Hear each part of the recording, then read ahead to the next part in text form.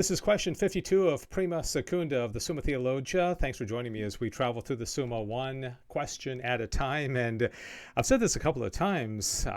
I can't wait to get out of this treatise because the treatise on habits is the most challenging teaching that St. Thomas Aquinas has in the Summa so far. It's I wouldn't think that would be the case, and I'm trying to rack my brain and figure out why this teaching is so complicated, but I've read through these articles a number of times, and it's really, really dense, and so I'm going to give you a condensed version of these three articles in this question on the increase of habits. You would think, yeah, certainly habits can increase. You can, have more fortitude and less fortitude, or more temperance and less temperance. But whoa, my goodness, St. Thomas Aquinas really, really dissects it in a pretty big way in these three articles. So here we go.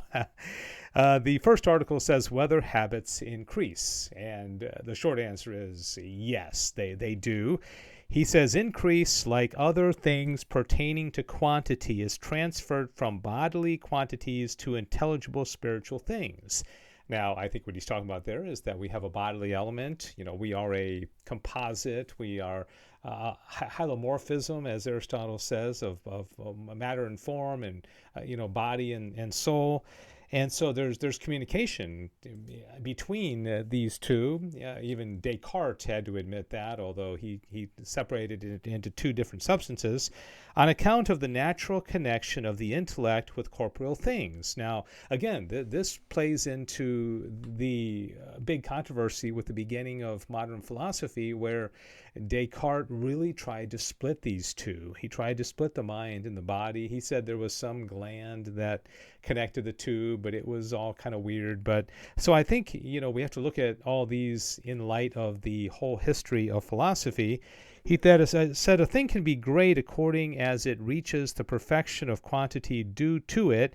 Wherefore a certain quantity is reputed great in a man, which is not reputed great in an elephant. Yes, he actually did say that.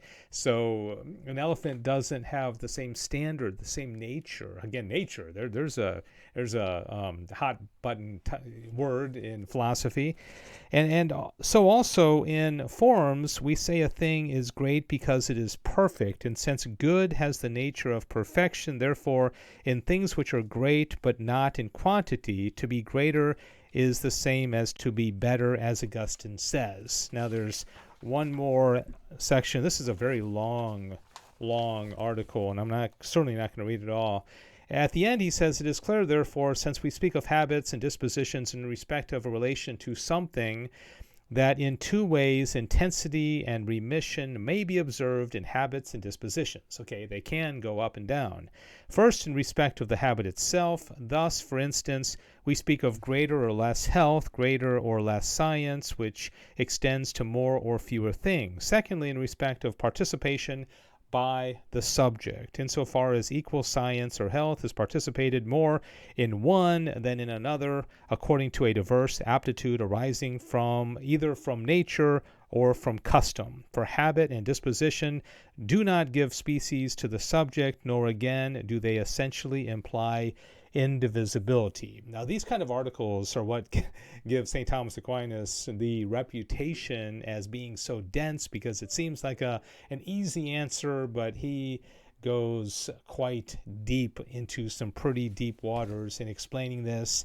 Article 2, whether habits increase by addition. He's going to say here, no, they don't increase by addition. You're like, well, why not? He said the solution to this question depends on what we have said before in Article 1. For we said that increase and decrease in forms which are capable of intensity and remissness happen in one way, not on the part of the very form considered in itself, through the diverse participation thereof by the subject. Wherefore some increase of habits and other forms is not caused by an addition of form to form, but by the subject participating more or less perfectly one and the same form. So I think what he's saying, and I'm willing to be wrong about this, is that the virtue itself doesn't increase or decrease, but our participation in it. And so justice is justice. That's what Socrates and Plato were, trying to get to the bottom of, what is justice, and there's a certain form or a certain definition of it, and to what degree the subject or we participate in that, that's what fluctuates.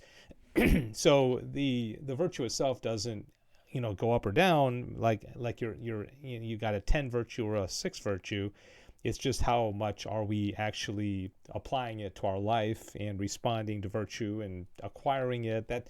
That's what I think is going on here. And just as by an agent, which is an act, something is made actually hot, beginning as it were to participate a form, not as though the form itself were made, as is proved by metaphysics, Aristotle, by an intense action of the agent, something is made more hot, as it were participating the form more perfectly, not as though something were added to the form. So again, I think that kind of corroborates what I said a moment ago, and that's what I'm going to go with. If you think there's some other interpretation, by all means, put comments down, and I'm very willing to be wrong.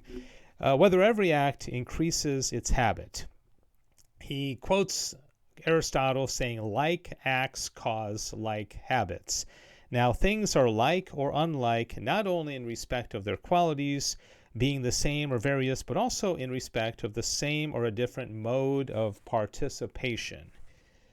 And for it is not only black that is unlike white, but also less white is unlike more white, since there is movement from less white to more white, even from one opposite to another, as stated by Aristotle. Okay, so there is a certain spectrum, I guess, a gradation of things. But since use of habits depends on the will, just as one who has a habit may fail to use it or may act contrary to it, so may he happen to use the habit by performing an act that is not in proportion to the intensity of the habit. Accordingly, if the intensity of the act correspond in proportion to the intensity of the habit, or even surpass it, every such act either increases the habit or disposes to an increase thereof. If we may speak of the increase of habits as we do of the increase of an animal.